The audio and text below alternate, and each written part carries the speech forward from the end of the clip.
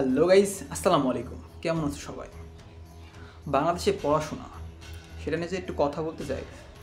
সেখানে আমাদের পড়াশোনা কতটুকু হয় ঠিক বলতে পারা মুশকিল। এক সপ্তাহ পড়া আর এক সপ্তাহে ভুলে যায়, বলতে পারো মনেই থাকে না।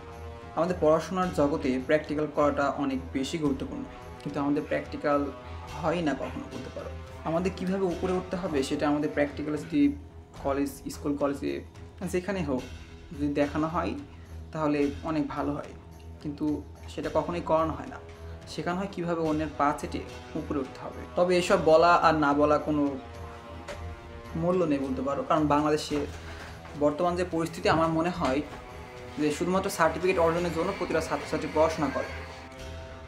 পড়াশোনা আমাদের মানে এক কথায় বইয়ে আমাদের বোঝানো হয় যে বড়দের সম্মান করার জন্য আর কি। একজন শিক্ষকের দায়িত্ব কি?